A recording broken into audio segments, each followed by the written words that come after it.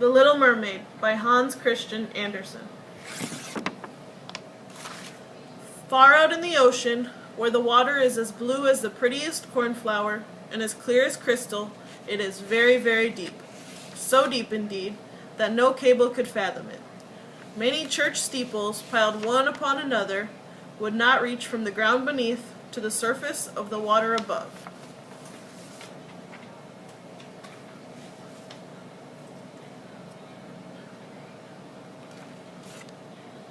She made her old grandmother tell her all she knew of the ships and of the towns, the people, and the animals too.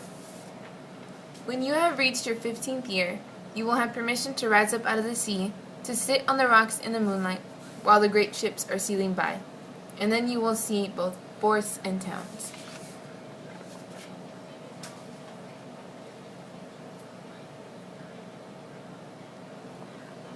The fifth sister's birthday occurred in the winter, so when her turn came, she saw what the others had not seen the first time they went up. Well, now you're a grown-up, so you must let me adorn you like your sisters. Then the old lady ordered 8 great oysters to attach themselves to the tail of the princess to show her high rank. But they hurt me so. Pride must suffer pain.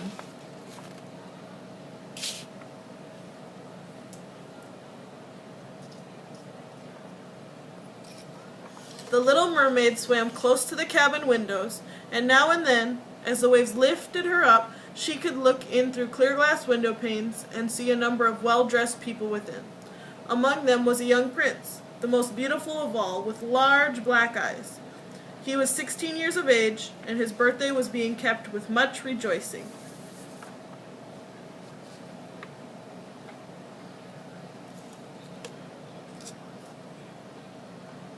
After she saved him, and he didn't know it was her, she became sad. She gave up tending her flowers, and they grew in wild confusion over the paths, twining their long leaves and stems around the branches of the trees, so that the whole place became dark and gloomy. And she remembered that his head had rested on her bosom, and how heartily she had kissed him.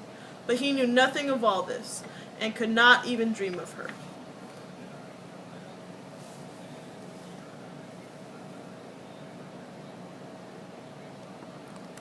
If human beings are not drowned, can they live forever? Do they never die as we do here in the sea? Yes, we sometimes live to 300 years, but when we cease to exist here, we only become the foam on the surface of the water, and we have not even a grave down here of those we love. We have not immortal souls, and we shall never live again. Why have we not a mortal soul? I would give gladly all the hundreds of years that I have to live to be a human being only for one day, and to have the hope of knowing that happiness of that glorious world above the stars.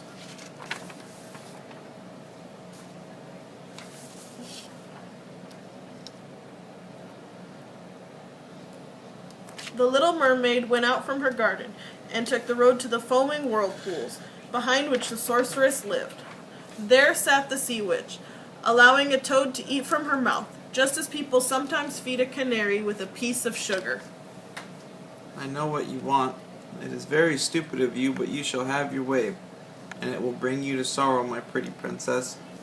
I will prepare a draught for you, with which you must swim to land tomorrow before sunrise, and sit on the shore and drink it. Your tail will then disappear, and shrink up into what mankind calls legs, and you will feel great pain, as if a sword were passing through you. But all who see you will say that you are the prettiest little human being they ever saw. But at every step you take, it will feel as if you were treading upon sharp knives, and that the blood must flow. If you will bear this, I will help you. Yes, I will. If you do not win the love of the prince, so that he is willing to forget his father and mother for your sake, and love you with his whole soul, and allow the priest to join your hands that you may be man and wife, then you will never be an immortal soul. The first morning after he marries another, your heart will break, and you will become foam on the crest of the waves. I will do it. But I must be paid also. You have the sweetest voice of any who dwell here in the depths of the sea. and you believe that you will be able to pay to charm the prince with it also. But his voice you will give to me.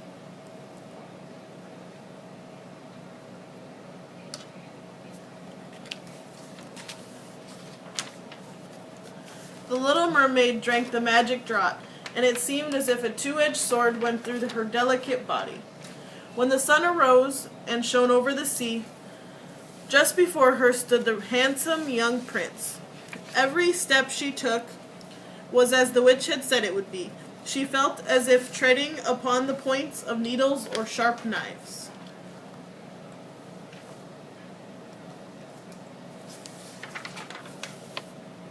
As the days passed, she loved the prince more fondly, and he loved her as he would love a little child, but it never came into his head to make her his wife. You are dear to me.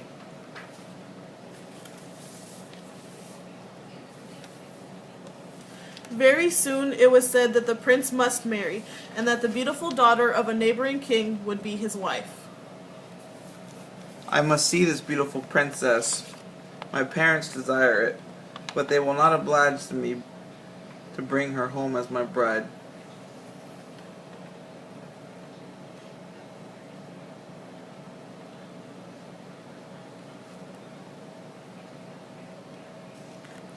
The next morning the ship sailed into the harbor of a beautiful town belonging to the king whom the prince was going to visit. Then the little mermaid, who was very anxious to see whether she was really beautiful, was obliged to acknowledge that she had never seen a more perfect vision of beauty.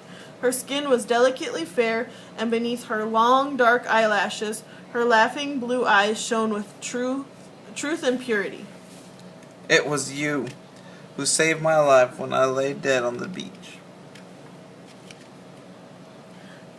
The little mermaid kissed his hand and felt as if her heart were already broken.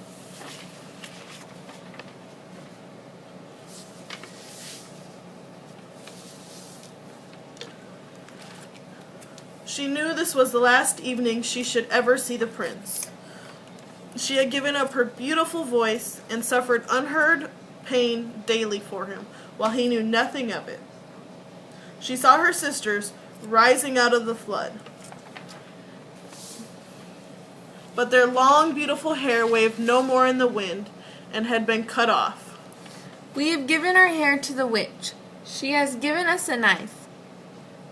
Before the sun rises, you must plunge it into the heart of the prince.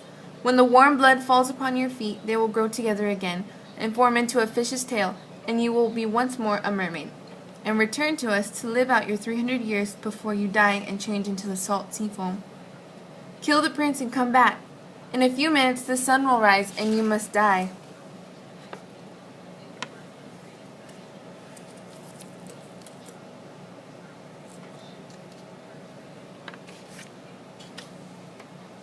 The knife trembled in the hand of the little mermaid. Then she flung it far away from her into the waves. She threw herself into the ship, into the sea, and thought her body was dissolving into foam. Warm rays fell on the cold foam of the mermaid. All around her floated hundreds of transparent, beautiful beings. The little mermaid perceived that she had already had a body like theirs. Where am I? Among the daughters of the air. A mermaid has not an immortal soul, nor can she obtain one unless she wins the love of a human being. Although daughters of the air do not possess an immortal soul, can, by their good deeds, procure one for themselves. Now, by striving for 300 years in the same way, you may obtain an immortal soul. After 300 years, the daughter of the air can float into the kingdom of heaven. The little mermaid lifted her glorified eyes toward the sun, and she felt them for the first time filling with tears.